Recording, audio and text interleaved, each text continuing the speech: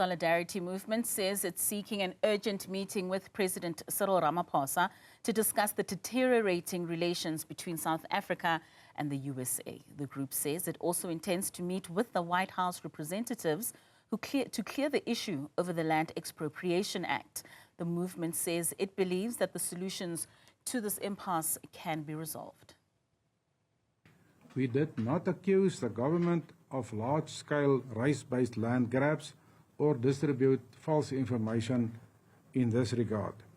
Secondly, we did not and will not ask for sanctions against South Africa or that funds for vulnerable people to be cut off by the US government. Thirdly, we explicitly, over the past 3-4 years, we explicitly asked senior US officials not to kick South Africa out of the AGOA Act because of the suffering it will cause to farmers and their workers and the work and livelihoods of workers in the motor, chemical and other industries. Then we want to state that the order of Mr. Trump is the result of reckless policies of the ANC leadership that alienate a superpower and not a so-called disinformation campaign from our side. It is furthermore a product of years of diplomatic neglect by South African diplomats. Now, adding on to this, AfriForum says all it wants is for Afrikaner people to be treated as first-class citizens like everyone else. The group says it has no intentions to move abroad despite Trump's offer for refugee status. We don't want to move elsewhere. We are not going to ask our children now to move to another country. The fact is, our ancestors worked hard to make sure that we as a people are formed down the southern tip of Africa. We're not going to disrespect that. We also have the interests of future generations in mind. We also have to make sure that our culture is transferred to future generations. And that cannot be done abroad. You cannot in the long term, or there's a real risk. If you go to another country now, there's a real risk that your grandchildren will not say to you in the morning, "Hello, Opa." They would say something like, "Hi, Granddad," or something in that respect. And that we don't want. That is why we are committed to find solutions locally. What are those solutions? I think there's a two-pronged approach. Flip Buys mentioned the Afrikaner Declaration. In the first place, Afrikaners want recognition as a group, not privilege. We want to be, as anybody else, recognized as first-class citizens. Today's AfriForum briefing saw several mention of the Afrikaner culture and how it is under threat in South Africa today. Now, to help us get a better understanding of AfriForum's claims, I'm joined by UKZN anthropologist Dr. Balungile Zondi, who has extensively studied and researched various cultures in South Africa. Doctor, very good evening to you, and thank you so much for your time. Now, so AfriForum's press briefing that was held earlier today highlighted a number of aspects, and among them, excuse me, was cultural autonomy. And I just want us to focus on this a bit in terms of how does AfriForum's emphasis on cultural autonomy reflect broader issues of identity and representation for Afrikaners in South Africa? Good evening to you and to all the viewers at home. Thank you so much for engaging me on this very important thematic issue that has gathered South Africans, you know, to even reflect to the extent of the pilgrimage of democracy. So for me, as an anthropologist, it is like a shock that we do have such individuals or such a minority group who still wanted to be prioritized amid quite a number of intersecting issues that South Africa is still focusing on in terms of realizing or legitimizing the democracy that it has just been 30 years old. So for me, I wouldn't really want us to give them the opportunity, the attention, because I believe that they're trying to take us back. And why am I saying they're trying to take us back? South Africa is still bleeding from the injustice that came with the colonization as well as apartheid. And we're talking about people that benefited from that. And when the democratic dawn came into surface, it did not discriminate. It sought to forge unity, racial unity. And even what they are asking for is part of the democratic constitution, which is section 235, if I'm not mistaken, of the democracy. It does recognize that individuals or groups in South Africa would somehow begin to celebrate their culture, their language, and their customs without wanting to dominate. But the question that really comes clear here is that we still have someone or a group of people who do not want to be part of the social cohesion agenda and nation building, which is currently, I believe that it is what we need to be, putting our heads together in order to find solutions. So for me, it is like confusing all the work that South Africa has engaged on ever since the dawn of the democratic dispensation. Right. I mean, Doc, you speak about bleeding from past injustices and where we currently are as a country. And within this briefing, they spoke about race-based programs and how they must be temporary. How do you measure temporary, especially in the context of South Africa? I mean, you would understand that in South Africa, there is nothing that is temporary. It can happen one day, but it will leave deep scars. It leaves deep scars. So I wouldn't really want you to understand.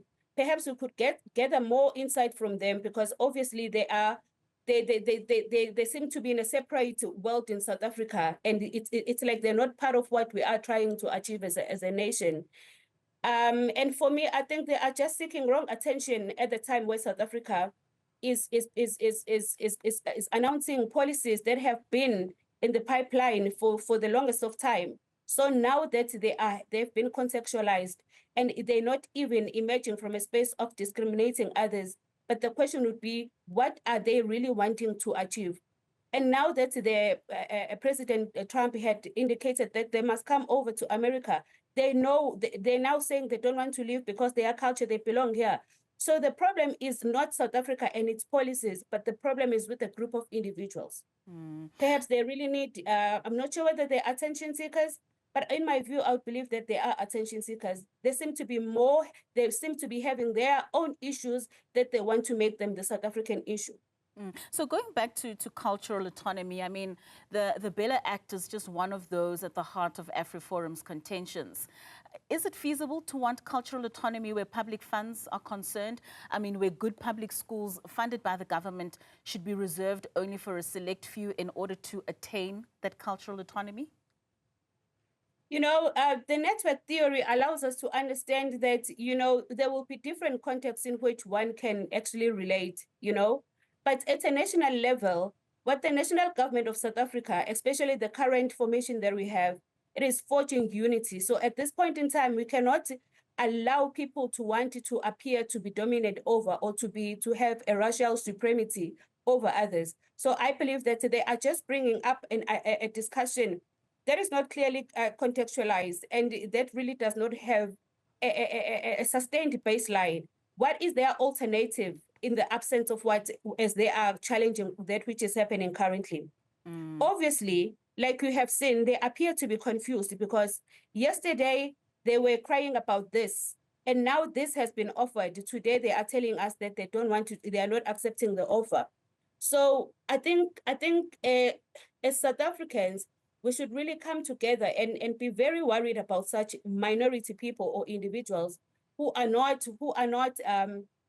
marching in the same pace that South Africa is marching. We should not be as a country entertaining these minority groups. We've got quite a number of issues that South Africa is grappling with. And now we find ourselves not even finding solutions to those problems, but giving them the attention. I mean, they know what they want, and it is not also for the benefits of all South Africans. It is only for their benefits. So I'm really not sure what exactly can even cabinet help them, or even if they are aware what they actually want themselves. But can we afford not to entertain such minority groups if the implications of what has been put out into the rest of the world has got severe implications on funding, for example, such as that which has now been frozen, especially for the most marginalized that receive such funding from the USA? That's a good question. Obviously, we cannot just turn a deaf ear to that, and also give it a blind eye.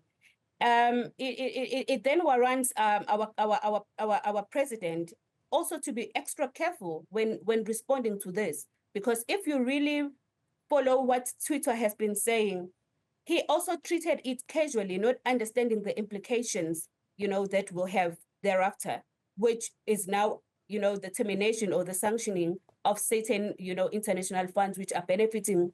So there is another thing that one has not been, that one has never addressed, to say, at the time where issues are brewing, they need to be curbed there and there. But we as South Africans, and in terms of even our leadership, they do not, I'm not saying that they must be reactive, because also that could be a huge danger.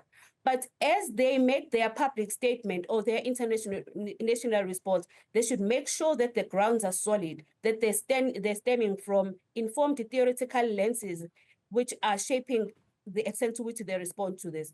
So for now, for to hear our president saying that so and so should keep, we're only benefiting from 7%, 17% of what? In the 17%, we are talking about individuals, indigenous people that go to sleep without having a slice of bread, people who are not employed, people who are depending on these international programs. So there is another thing that I think in South Africa we should also be tread carefully when we are entertaining this geopolitical interferences. Lastly, Doc, I mean, for someone who's studied various cultures in South Africa extensively, how do historical factors such as apartheid and the legacy of Afrikaner nationalism influence contemporary responses from organizations like AfriForum? You know why they are... we should understand that whatever that they did was structurally made. Obviously, it was orchestrated by an individual who wanted to prioritize a certain group of people. So now that we are in the democratic dispensation, the fear is that the attention is no longer given to them. There's been a decentralized effort of services, which were then excluding at that time the majority of people. So I think, Mina, they're trying to seek attention at the wrong time. They do not want it to be part of the socio-economic struggles that majority of South Africans are still trapped in, because historical times favored them, but now it is time that they become part of the socio-economic struggle that we are all complaining about. So it is not to say we do not want to listen to them, but they must not appear as a unique group in South Africa that needs to be given attention. There's quite a lot of policy issues that have not been realized. Therefore, we cannot give attention to this. All right, Dr. Zondi, thank you so much for your time and for your inputs this evening.